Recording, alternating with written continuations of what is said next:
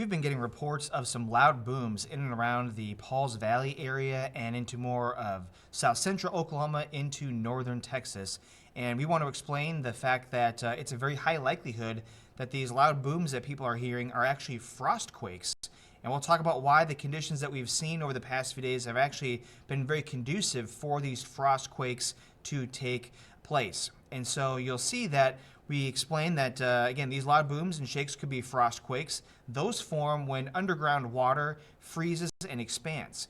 And you have to get this water into the ground, and so we've had a lot of snow that's been melting, so you have a lot of moisture soaking into the ground, and as it freezes and thaws every single day, it's able to get lower and lower and lower into the ground, and when it freezes, when we've got these temperatures that are cold, they will expand. So when we know that when water freezes, it expands, and it does so underground, and so obviously a lot of pressure builds up when it expands, and eventually that pressure is released, and that energy produces the quake and the loud booms that you can hear. Sometimes the release of energy can be so strong that you can even see a flash of light. That's actually from the static electricity that takes place.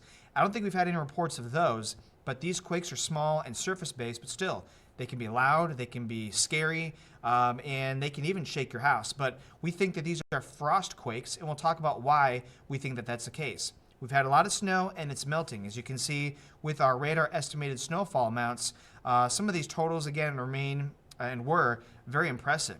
In and around the Pauls Valley area, we had official measured amounts coming in close to 9 inches worth of snow. So that was a lot of snow to have happen last week. And you can see that very high area of snowfall continues into southern parts of the state and into North Texas. So we know this is basically one of the target areas that Oklahoma saw with the heaviest snow. Obviously, eastern Oklahoma also saw a lot of snow. They saw the most.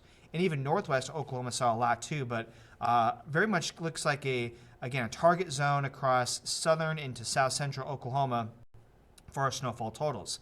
You'll see that when we take the radar estimated numbers, and we know that they're a little bit overdone, but we know that it's going to be fairly close. But now we're looking at actual real measurements here, and this is actually of rainfall totals. We know it hasn't rained in the mesonet.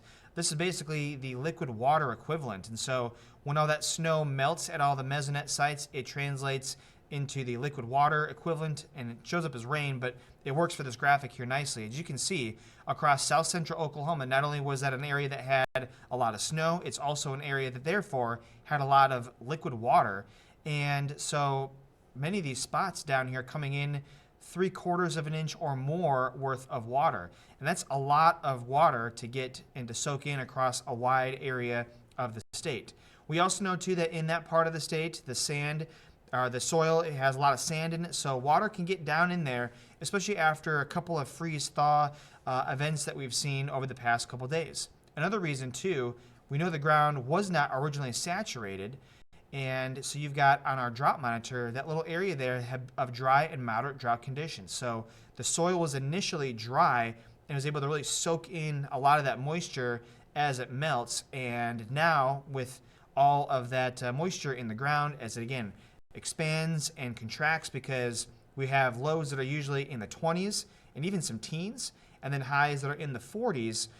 We are obviously able to melt during the afternoon, but it does freeze back up at night. And again, like I said earlier, that constant freeze-thaw pattern basically means that it expands, then the water can get down deeper, it expands more, it gets down deeper, and eventually it gets down so far deep down that when it does expand, it can't expand anymore, and it creates those quakes.